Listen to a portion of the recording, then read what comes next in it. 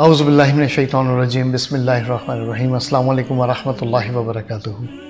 सन 2009 में मैंने किताब लिखी थी रसूलुल्लाह सल्लल्लाहु अलैहि वसल्लम सीरत के ऊपर, और उसकी तकरीबन 1000 कॉपीज़ उसकी प्रिंट हुई थी।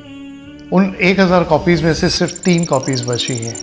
मैं उस वक्त कनाडा में ही था और मैंने उसको डिस्ट्रीब्यूट 80% किया था और 20% उसको हदिया लिया गया था, और उन हदिया को भी अपने इस्तेमाल में नहीं लाया गया था, बल्कि उसको भी मैंने मसाजिद और ज़रूरतमंदों में तकसीम किया था।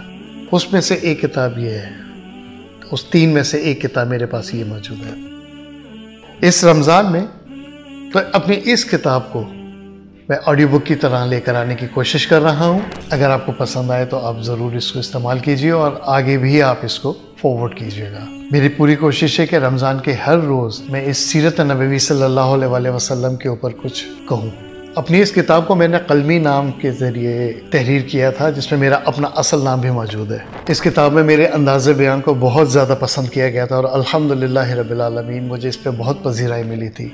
और इस किताब लिखने की ही बरकत से अल्लाह रब्बुल इज़्ज़त ने मुझे एक बहुत बेहतरीन तोहफ़ा इनायत फरमाया था, और वो था रसूलुल्लाह सल्लल्लाहु अलैहि वसल्लम 2010 में और 2011 में 2 दफ़ा मेरे ख्वाब में आए थे।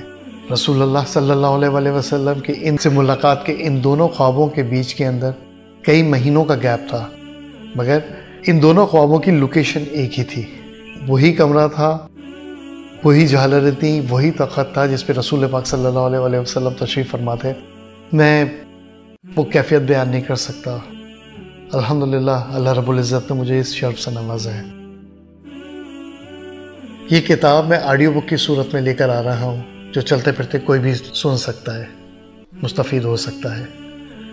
और इस रमज़ान के अंदर मेरी पूरी कोशिश है कि पूरी की पूरी सीरत में उतारूँ, क्योंकि मसला यहाँ पर यह है कि हम मुसलमानों में, या हम मुसलमानों का अलमिया ये है कि अक्सर मुसलमान पैदा होने से अपनी मौत तक 2 चीज़ें करना छोड़ देते हैं या भूल जाते हैं, कर ही नहीं पाते हैं, या उनकी लाशऊर में ही नहीं होता है कि वो कर गुजरे अपनी ज़िंदगी में।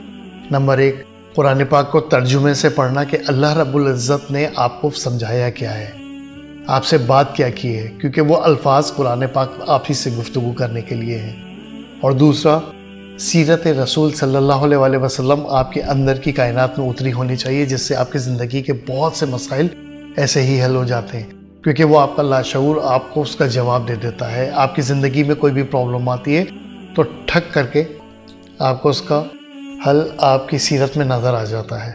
मगर हमारे लोगों को इस चीज़ का क्योंकि शऊर नहीं है, तो वो सीरत को पढ़े बगैर इस दुनिया से गुजर जाते हैं। सबसे अच्छी बात ये हो जाती है कि रसूलुल्लाह सल्लल्लाहु अलैहि वसल्लम की अगर अहादीस, सही अहादीस का मुताला आपके पास है, तो आप बहुत आसानी के साथ ज़िंदगी के बहुत सारे मामला खुद ही अपने टैकल कर लेते हैं। आपको कहीं जाने की ज़रूरत नहीं पड़ती।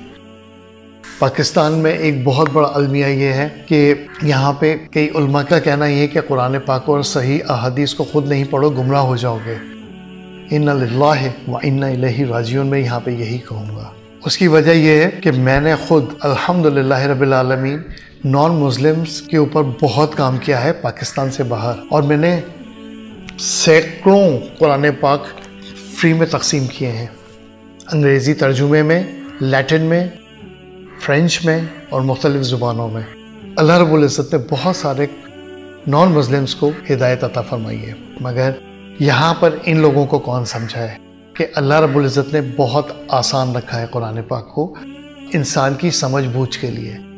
मगर यहाँ पे ऐसे ऐसे फितने दाग दिए गए जिसकी वजह से बहुत कुछ हमारे माशरे में ख़राब हो चुका है और होता ही चला जा रहा है। मेरी कोशिश है, बाकी अल्लाह रब्बुल इज़्ज़त की पाक ज़ात के ऊपर मुनहसर है कि वो इस सीरत को कितना दिल में उतारता है। क्योंकि मैंने अपनी ज़िंदगी में सीखा है, कोई पढ़ के लर्न करता है, कोई प्रैक्टिकल लाइफ से लर्न करता है, कोई गुफ्तगू से लर्न करता है।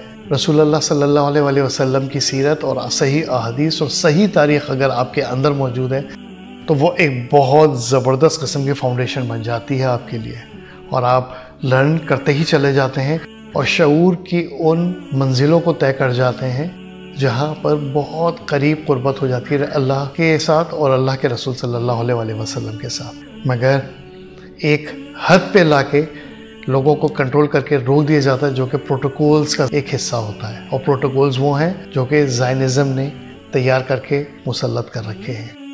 मैं हमेशा प्रोटोकॉल्स की बात करता हूँ। ये वो प्रोटोकॉल्स होते हैं जो यहूदियों ने 18वीं सदी के अंदर दुनिया के ऊपर मुसल्लत किए थे। उसकी एक मिसाल आज से 30 साल पहले यूगोस्लाविया एक मुल्क था जिसके ऊपर सिर्फ 6 प्रोटोकॉल्स लगाए गए थे।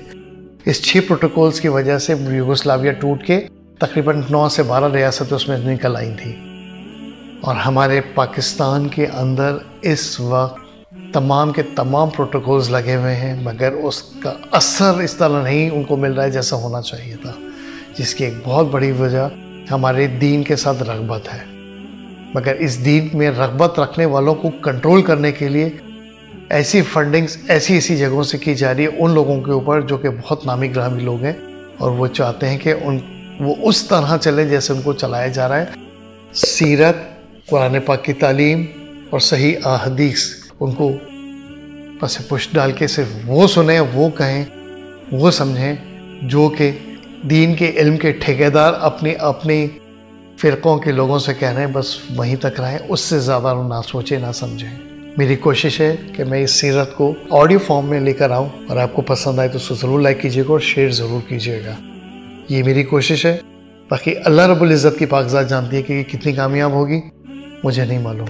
मेरी सिर्फ कोशिश है ऑडियो लाइब्रेरी, ऑडियो बुक की सूरत में मैं लेकर आ रहा हूँ इस रमज़ान में, यानी 2025 के इस रमज़ान के अंदर। तो अल्लाह ने चाहा तो आप अपने अंदर बहुत बड़ी तब्दीली महसूस करेंगे इस सीरत के आपके अंदर की कायनात के अंदर जाने के बाद इंशाअल्लाह। और अगर ये आसान अल्फाज में लगे तो अपने बच्चों को ज़रूर ये सीरत सुनवाइएगा। अपना ख्याल रखिएगा। अस्सलामु अलैकुम व रहमतुल्लाहि व बरकातुहू।